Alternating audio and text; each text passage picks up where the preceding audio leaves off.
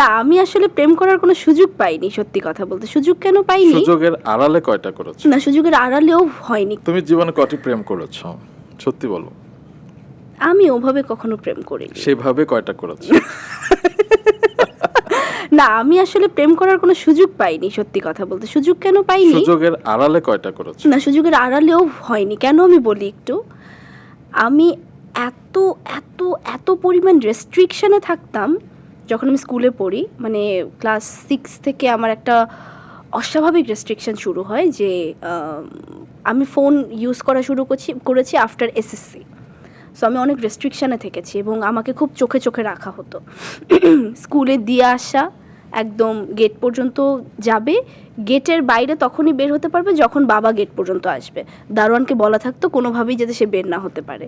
So এত এবং combined school না, গার্লস স্কুল, এবং শেষে যখন স্ট্যামফোর্ডে আমি কম্বাইন্ড স্কুলে ছিলাম তখনও খুব নজরদারিতে ছিলাম। টিচারদের থেকে ফোন করে, আচ্ছা ও কি কেমন আছে, কী আছে। এত বেশি রেস্ট্রিকশনে থাকলে তো ভালোবাসা মরেই যায়। না, বেশি রেস্ট্রিকশন অনেক সময় আসলে থাকে না যে নিষিদ্ধ জিনিসের প্রতি অনেক সময় আকর্ষণ তৈরি হয়। হ্যাঁ, এটা ঠিক হয়, কিন্তু ব্যাপারটা ছিল কি যে আমি এত ভয় পেতাম বাবাকে আর আমার ভাইয়াকে, মানে এখনও পাই, এত বেশি ভয় পেতাম যে এইটা আসলে কখনো এইটা চিন্তাই করতে পারিনি যে যেই জিনিসটা আমাকে বাবা আর ভাইয়া না করেছে এটা আমি করব, এই জিনিসটাই কখনো আমার তার সাহস মানে হয়নি। প্রশ্নের উত্তর পাবো না যে শেষ কবে তোমার ব্রেকআপ হয়েছে? না, ব্রেকআপ হয়েছে যেদিন আমার রণবীর কাপুর বিয়ে করেছে। মন ভেঙেছে, ব্রেকআপ না হোক, মন তো ভেঙেছে।